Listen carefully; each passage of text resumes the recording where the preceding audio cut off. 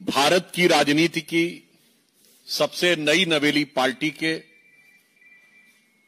अजब और अलबेले किरदार, स्वघोषित कट्टर ईमानदार, पूरी तरह दागदार रहकर जेल से बाहर आकर स्वागत धुआंधार करवा रहे हैं।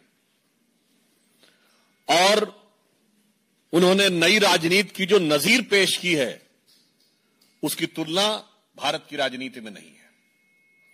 वे इस देश के पहले मुख्यमंत्री बने हैं जो अपनी ही सरकार के अधीन जेल में जलवाए जलाल के साथ मुख्यमंत्री रहते हुए रहे। आप लोगों को ध्यान होना चाहिए, तिहाड़ जेल जो है वो दिल्ली सरकार के अंडर में।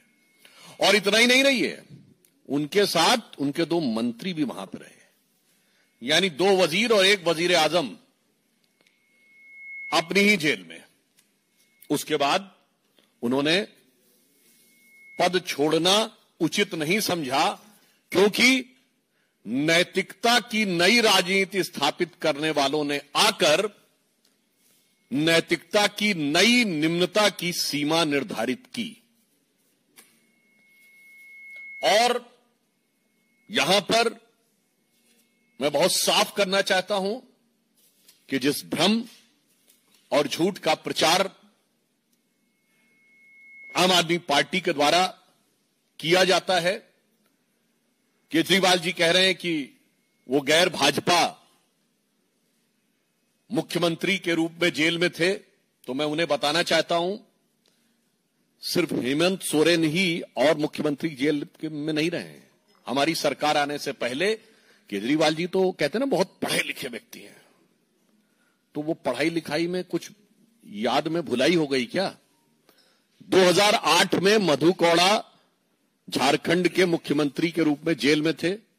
2006 में शिबू सोरेन झारखंड के मुख्यमंत्री के रूप में जेल में थे। 2000 में करुणानिधि तमिलनाडु के मुख्यमंत्री थे और जेल में थे। 1997 में लालू प्रसाद यादव बिहार के मुख्यमंत्री थे और जेल हुई थी। और 1996 में जयललिता जी को जेल हुई थी। मगर इसमें से किसी ने भी कम से कम इतनी नैतिकता तो निभाई कि जेल में जाने से पहले इस्तीफा दे दिया। केजरीवाल जी, मैंने इतना बता दिया कि ये जेल में जाने का खेल, ये सब गैर भाजपा थे और हमारी सरकारें नहीं थी।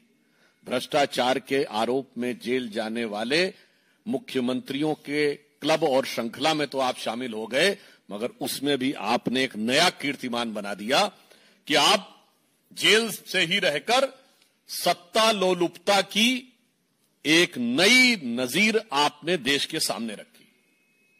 और फिर इतना ही नहीं, जेल से बाहर आकर जिस ढंग की आतिशबाजी हुई, अपनी ही सरकार के जेल से बाहर आकर अपनी ही सरकार के बनाए हुए नियम को तोड़ने वाले भी वो इस देश के पहले मुख्यमंत्री हुए। दिल्ली सरकार ने आतिशबाजी पर प्रतिबंध का निर्णय लिया और दिल्ली का मुख्यमंत्री दिल्ली की जेल से निकलकर दिल्ली सरकार के नियम को ध्वस्त करे। ये एक नई राजनीति थी। और उसके बाद उनकी नई राजनीति कहीं कहीं पर बहुत विडंबनापूर्ण और दुखद भी लगती है। शराब घोटाले में जब इन पे आरोप लगा था, तो दिल्ली में दारू का दरिया बहाने वाले लोग महात्मा गांधी की समाधि के ऊपर जाकर शपथ लेने का ढोंग कर रहे थे, जबकि महात्मा गांधी का जो जन्मदिन है 2 अक्टूबर पूरे देश में ड्राई डे होता है। इससे बड़ा मजाक क्या हो सकता है भारत की राजनीति में कि शराब घोटाले के आरोपी गांधी की समाधि पर, और आज भगत सिंह जी से तुलना कर रहे हैं। आपको याद हो, पहले भी जब इन लोगों ने भगत सिंह जी की फोटो लगाई थी तो भगत सिंह जी के परिवार की तरफ से भी आपत्ति आई थी। और मुझे लगता है कि शहीद आजम भगत सिंह जैसे लोगों की, और जिन लोगों ने देश के लिए बलिदान दिया, उनकी आत्मा जहां भी होगी स्वर्ग में उन्हें बहुत कष्ट हो रहा होगा। ये वही देश है जिसके लिए राणा प्रताप ने घास की रोटी खाई, जिसके लिए रण में कूदी रानी लक्ष्मीबाई, जिसके लिए भगत सिंह ने फांसी गले लगाई, इसलिए कि एक भ्रष्टाचार का आरोपी गुनहगार आज उनके नाम का उपयोग करे।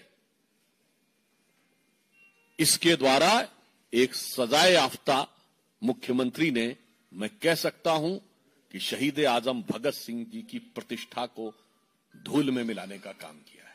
सजा याफ्ता का मतलब कन्विक्टेड होता है।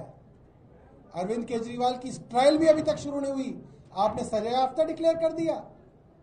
इलाज कराएं सुधांशु त्रिवेदी अपना, वरना इलाज हम करना जानते हैं। उनको मैं चेतावनी दे रहा हूं, अपनी जुबान संभाल के बात करा करें।